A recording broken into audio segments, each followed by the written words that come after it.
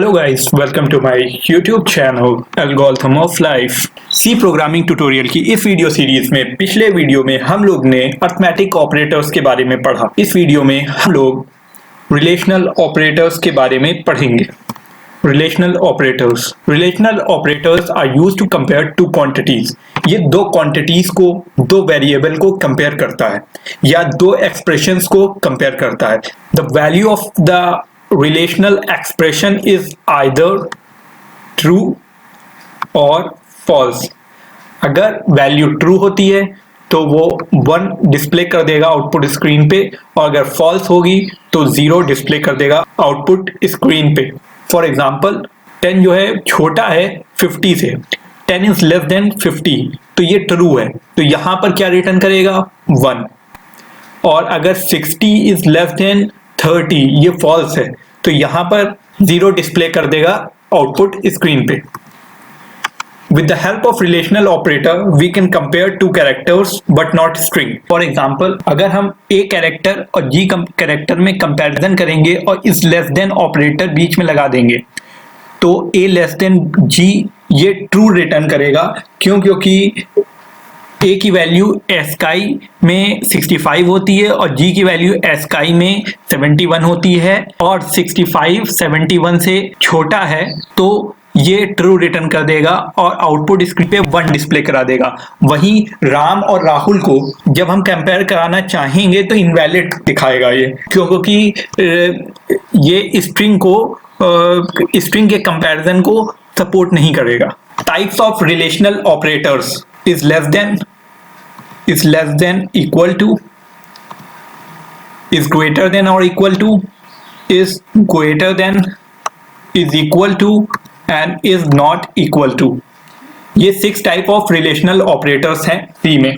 इस greater than और equal to और इस लेस देन और इक्वल टू को इसी फॉर्मेट में लिखेंगे। अगर हम चाहें कि इक्वल टू पहले लिख दें और लेस देन बाद में लिखें तो ये इनवैलिड माना जाएगा। चलिए आइए हम लोग एक प्रोग्राम के थ्रू, ठीक है, अब हम एक टर्बो C++ एक सिंपल सा प्रोग्राम करेंगे जिससे ये टॉपिक और आपको क्लियर हो जाए कि आउटपुट स्क्रीन पे 0 डिस्प्ले होगा, कहाँ 1 डिस्प्ले होगा। गाइज, अगर अभी तक आपने हमारे चैनल को सब्सक्राइब नहीं किया है तो हमारे चैनल को सब्सक्राइब करें और बेल आइकन को प्रेस करें। चलिए प्रोग्राम को देखते हैं। पहले मेन फंक्शन पे आ जाएगा, उसके बाद CLR SCR पे आ जाएगा, आउटपुट स्क्रीन को क्लियर कर देगा। उसके बाद 2 इंटीजर टाइप के वेरिएबल्स हम लोग ने इनिशियलाइज कर लिए हैं और x की वैल्यू 10 दे दी और y की वैल्यू हमने दे दी 30। प्रिंट कराते हैं इस लेस देन में क्या होगा। अगर हमने x की वैल्यू 10 दी है और y की वैल्यू 30 दी है तो 10 इज लेस देन 30, ये ट्रू आना चाहिए।